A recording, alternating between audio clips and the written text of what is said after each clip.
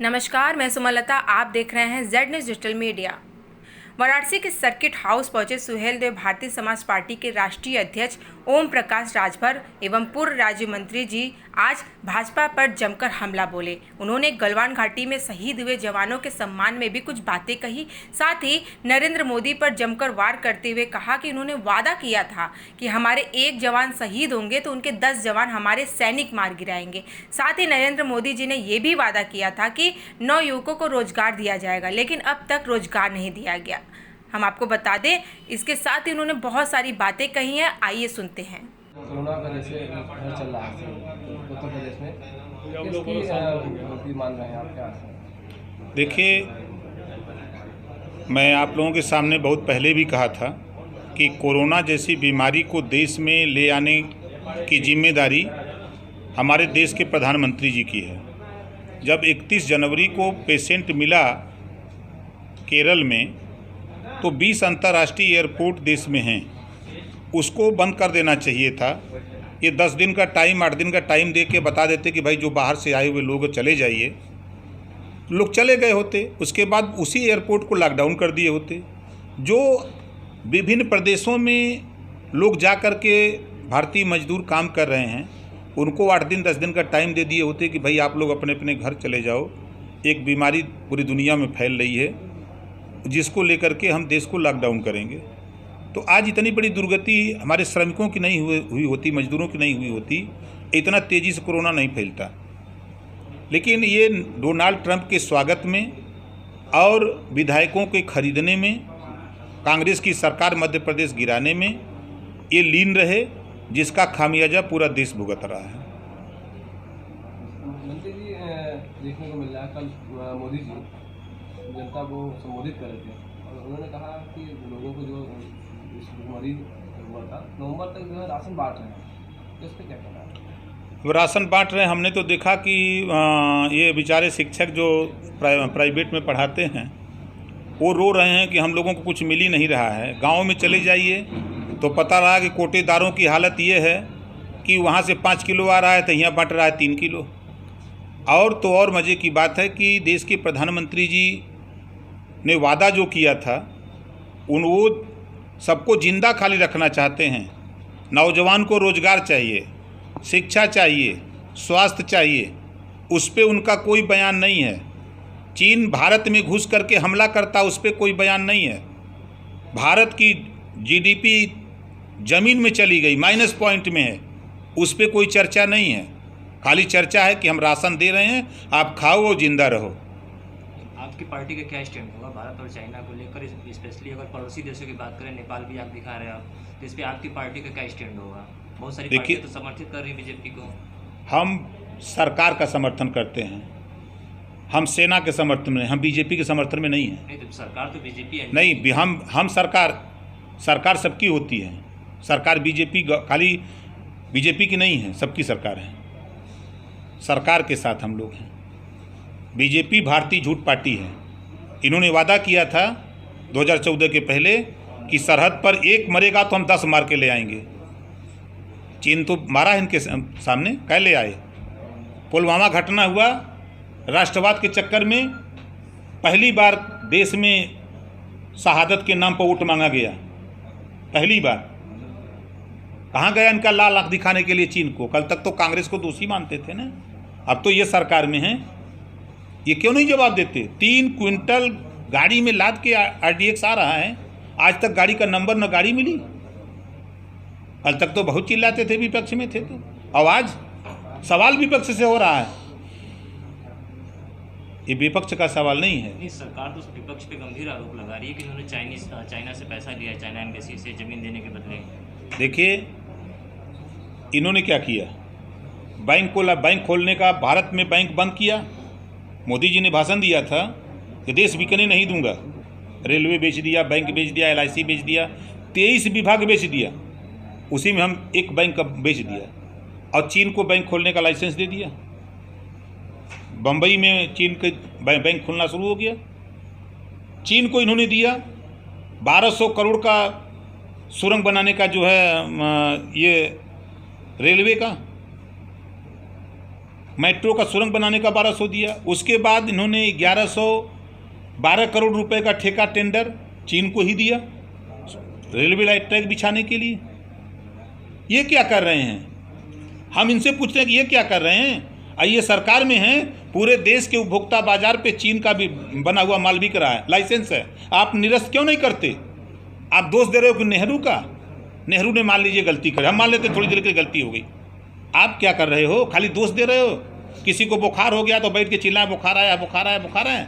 आप में हिम्मत हो तो बंद करो, लाइसेंस निरस्त करो, करोड़ों नौजवानों को रोजगार मिलेगा। ये रोजगार की बात नहीं करते, खाली राशन की बात करते हैं। नहीं, अभी आत्मनिर्भर भारत अभियान की शुरुआत हुई। आत्मनिर्भर, इन्होंने कहा कि हम जब सत्ता में नहीं थे तो इन्होंने कहा कि हम सोने की चिड़िया बनाएंगे। जब सरकार में आ गए तो इन्होंने कहा कि विश्व गुरु बनाएंगे। न सोने की चिड़िया बना पाए, न विश्व गुरु बना पाए। अब आत्मनिर्भर, ये चुनाव लड़ेंगे, देश की जनता अपने भरोसे पर जिए। ये न रोजगार दे सकते हैं, न स्वास्थ्य दे सकते हैं, न शिक्षा दे सकते हैं, ये कुछ नहीं दे सकते। अब देश की जनता अपने भरोसे जिए, यही आत्मनिर्भर है ना? नहीं, अभी कुछ लोगों को प्रतीकात्मक रूप से रोजगार भी दिया गया। किसको दिया बता दीजिए? रोजगार, मनरेगा, जिस बात को बीजेपी 2014 के पहले चिल्ला चिल्ला के कहती थी कि मनरेगा गड्ढा खोद के पैसा वसूलने का, भ्रष्टाचारी करने का एक काम है, तरीका है। अब आप बताइए, आज वही देश के प्रधानमंत्री कह रहे हैं कि नहीं हम रोजगार दे रहे हैं। वही मनरेगा में MA BA BEd MAd करके बच्चे मनरेगा में काम कर रहे हैं, वही रोजगार हैं। जो सदियों से, आज के लगभग 5000 वर्ष पहले जिस काम को ये गिना रहे हैं, 5000 वर्ष पहले जब इस देश में जाति बनी, उस समय जाति के आधार पर उनको काम दिया गया, वही तो गिना रहे हैं। लोहार को इन्होंने बता दिया कि हम रुखान बसुला आरी दे रहे हैं, श्रम विकास योजना, गड़रिया को भेड़ दे रहे हैं जिलाने के लिए, नाई को छुड़ा और कैंची दे रहे हैं। यही नहीं इनका है आत्मनिर्भर रोजगार का। बिहार में कुछ महीनों बाद चुनाव होने वाले हैं। लगभग राजभर जाति के लगभग 2.5 से 3% वोट है वहाँ पे। तो ऐसे में आपकी पार्टी का क्या स्टैंड होगा, किसी के साथ या फिर बीजेपी को हराने के लिए जो पार्टी आएगी हम उसके साथ खड़े होंगे, उसी के साथ मिलकर चुनाव लड़ेंगे। बीजेपी के सहयोगी पार्टी रहे तो क्या बीजेपी के, देखिए फिर मैं कह रहा हूँ, बीजेपी दुनिया में अगर झूठ बोलने वाली कोई पार्टी है तो उसका नाम भारतीय जनता पार्टी है। मतलब हम उसका नाम भारतीय झूठ पार्टी रखे हैं। मतलब फ्यूचर में अलायंस करने का सवाल ही नहीं उठता। देखिए, जब बिल्ली गर्म दूध पीते समय जल जाती है ना, तो माठा फूक फूक के पीती है। चाइनीज ऐप्स वगैरह बंद हो रहे हैं और कहाँ बंद हो रहे हैं? लगातार विरोध हो रहा है। भारत सरकार ने 59 ऐप्स का 59 जो बंद किया है, आप उसको उठा के देखिए, उन 59 पे जांच भी है, वो दोषी पाए गए लोग हैं, वही बंद हुआ है। जो असली बंद होना चाहिए, जो मोदी के कस्टडी में, उसको बंद करें। जैसे कस्टडी में क्या? पेटीएम क्यों नहीं बंद होता है? चीन के जितने उपभोक्ता बाजार में माल बिक रहा है, इसका लाइसेंस क्यों नहीं बंद होता है? इसको क्यों नहीं बंद करते हैं? ये खाली गुमराह करते हैं, एक न एक सगुफा छोड़ते रहते हैं। जैसे कोरोना जब आया, 21 दिन का टाइम मांगा था ना देश से कि 21 दिन का टाइम दीजिए। 18 दिन में महाभारत जीता गया था, हम 21 दिन में कोरोना जीत लेंगे। 3 महीना के ऊपर हो गया ना, जीत लिया इन्होंने कहा था विश्व गुरु बनाने के चले, सोने की चिड़िया बनाने चले।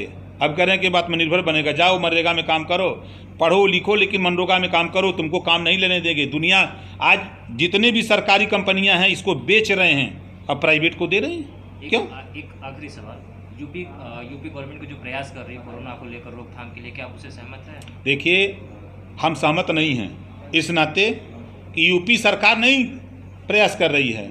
इनकी एक टीम बनी है, 11 टीम, कोरोना से लड़ने के लिए। उसमें कौन है? 10 ब्यूरोक्रेट हैं, एक मुख्यमंत्री है। 10 लोग मुख्यमंत्री को नचा रहे हैं, जो वो कहते हैं वही ये करते हैं। तो मुख्यमंत्री उनके इशारे पे काम और क्या करते हैं? आप बताओ, 2 डिप्टी सीएम हैं, डिप्टी सीएम पर उनको भरोसा नहीं है। उनके कैबिनेट मिनिस्टर हैं, उन पर भरोसा नहीं है। उनको ब्यूरोक्रेट पर भरोसा है।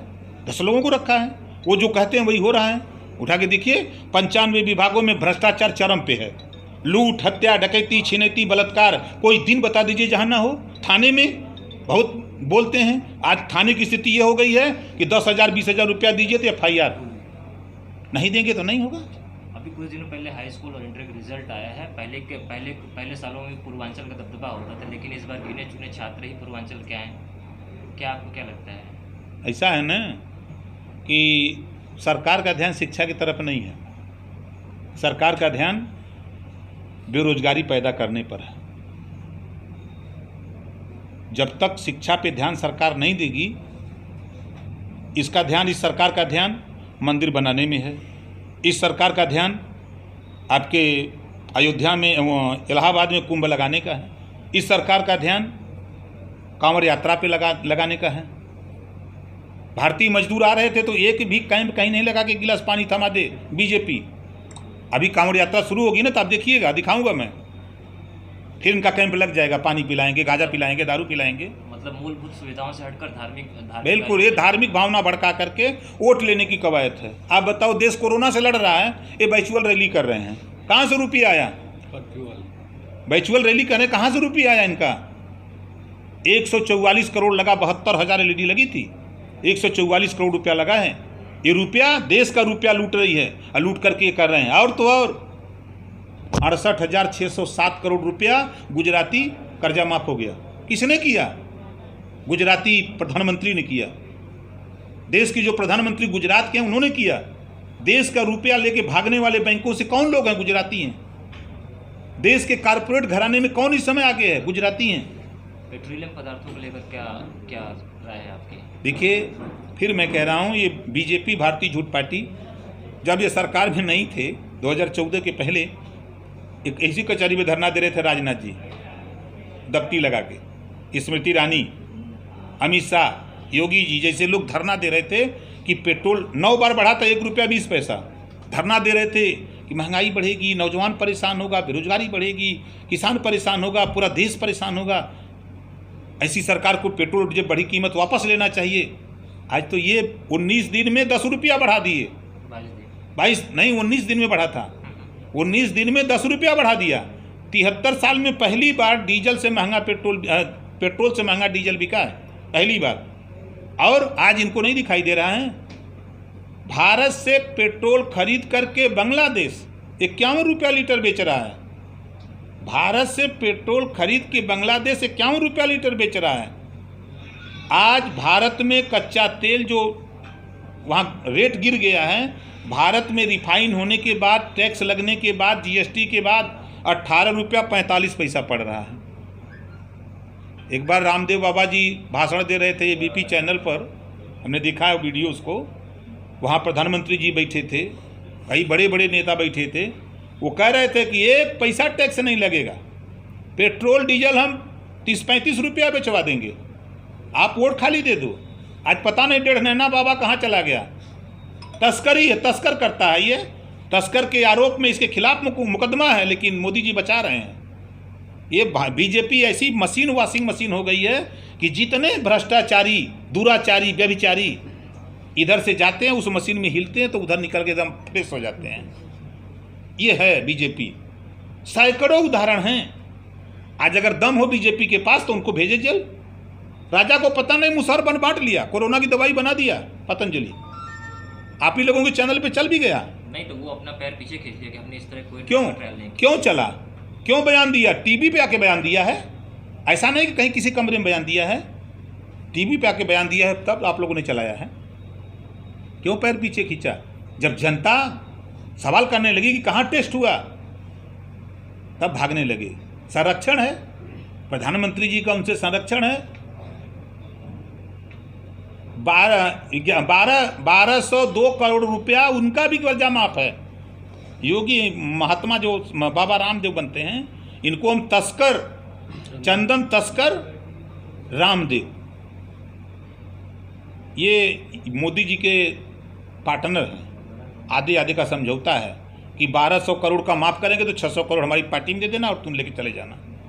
पार्टी में private fund, PM care fund क्या बता रहा है? जब सरकारी आपदा राहत कोष है तो फिर नया पीएम केयर फंड बनाने की आवश्यकता क्यों?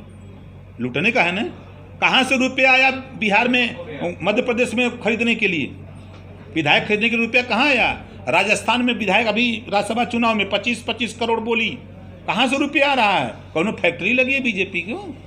इन बुनियादी मुद्दों को लेकर आगे की रणनीति आपकी क्या होगी? देखिए भैया, हमारी रणनीति साफ साफ है। हम भागीदारी संकल्प मोर्चा बनाए हैं। हमारे निशाने पर पहला चुनाव बिहार में होगा।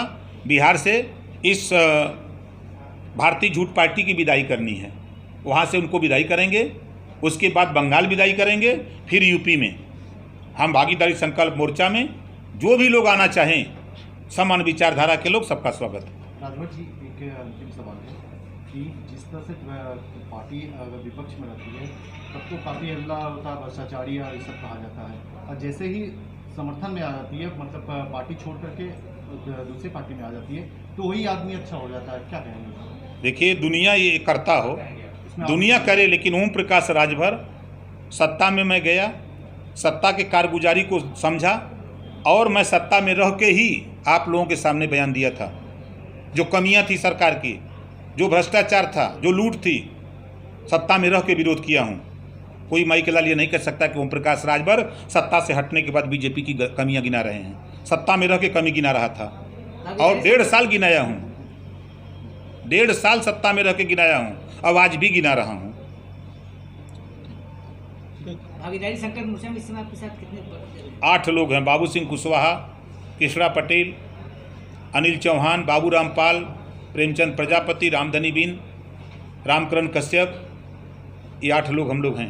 आगामी विधानसभा चुनाव में कितनी सीटों पर लड़ेंगे? 403 सीटों पर लड़ेंगे। उत्तर प्रदेश में सरकार बनाएंगे।